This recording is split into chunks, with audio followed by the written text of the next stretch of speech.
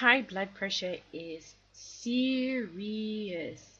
If you've got it, you need to work at bringing it down to avoid blowing a gasket, either in your head or your heart. Treatments to protect against cardiovascular disease usually focus on minimizing the buildup of cholesterol in the pipes and then making the pipes more pliable and less full, either using lifestyle or drug therapy. Since the debris is composed of cholesterol, it's assumed that cholesterol is the problem. This assumption means that a lot of attention is given to removing cholesterol through a low-fat diet and/or statin therapy. But physiologically speaking, cholesterol is not really the bad guy we all assume it to be. It is a vital component of our membranes, and the liver sends out cholesterol to patch up damaged blood vessels. So, if cholesterol is not responsible, what is? The problem may not be what, rather who. In this episode of Better Body Chemistry TV, we're sniffing out who is behind your high blood pressure. Better Body Chemistry TV is brought to you by Dr. Sandy, a scientist turned gremlin buster, helping you battle sugar gremlins, heifer lumps, and other health horribles through better body chemistry. Remember, small things can make a big difference to your health. So, researchers from Johns Hopkins University have just discovered that kidney blood vessels tense up when exposed to certain smells. And when a kidney blood vessel tenses up, this is trouble with a capital T, because their twitchy behavior causes renin to leak out. And renin is the guy who ropes in angiotensinogen.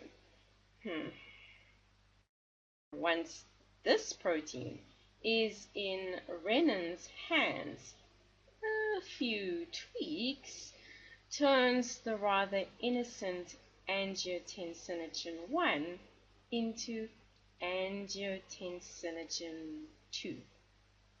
Angiotensinogen 2 has a vice-like grip. It attaches itself to blood vessels and then squeezes them tight. The resulting clamping constricts blood flow, causing pressure to rise. The final effect? High blood pressure. So, what could smell so bad? Well, the research team set about tracking down the source of the smell that upsets the kidneys. But to their surprise, the smell was not coming from the kidney area, nor the liver. They found that the bad smells were emanating from bacteria holed up in the gut. Yep, gut bacteria may be the who behind high blood pressure. They've already been implicated in obesity. Turns out blood vessels have noses. No, not great big snozzles. Buried inside the blood vessels are olfactory receptors. Now, olfactory receptors are what give noses the power to smell, and a nose has a whole lot of olfactory receptors, which means that a nose can smell everything from sweet scents to noxious odors. Blood vessels only have a small selection of olfactory receptors, among them OLF78. So they can smell, but they can't smell everything. The one chemical they can smell is acetic acid, aka vinegar. This is of 78's special talent, and blood vessels in the kidney are particularly good at sniffing this. Slug chips doused in vinegar from the corner cafe. Probably not. On occasion, vinegar, or acetic acid in chemical speak, does arrive in the gut from outside, but the real source of this acetic acid is from the food that has fermented in your gut. The trillions of bacteria turn carbs and things into a variety of short-chain fatty acids. Acetate, the chemical twin of acetic acid, is one of these short-chain fatty acids. When the Harvard team artificially manipulated this OLF78 acetic acid switch using fancy mice that had been genetically manipulated, the animal's blood pressure shot up, but normal mice? Not so much. The team discovered that another receptor, one that had nothing to do with smell, was also playing a role. The second receptor, GPR41, is also activated by short-chain fatty acids, but when it triggers, blood pressure comes down. So it's complicated. It's a power play between two receptor systems. But short-chain fatty acids and gut bacteria are definitely involved in regulating your blood pressure. The take-home message from this research: your high blood pressure might not be your fault.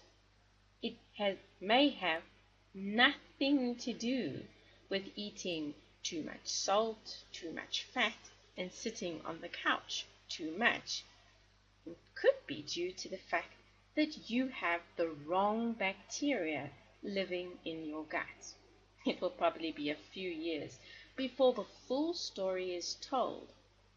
But we do already know people with metabolic syndrome have the wrong bugs. So to enjoy better body chemistry, you need to cultivate the right microflora, feed and seed your gut, and avoid unnecessary antibiotics. Keen to help create more happy hearts? Subscribe to our channel and share this information with friends and family. If you'd like to receive tips and strategies which will help you create better body chemistry, visit our website and sign up for our e-course tailor-made for people who have metabolic challenges such as high blood pressure. The advice is simple to follow and based on real science, not hype. Thank you so much for watching, and I will see you next time on Better Body Chemistry TV. Remember, small things can make a big difference to your health.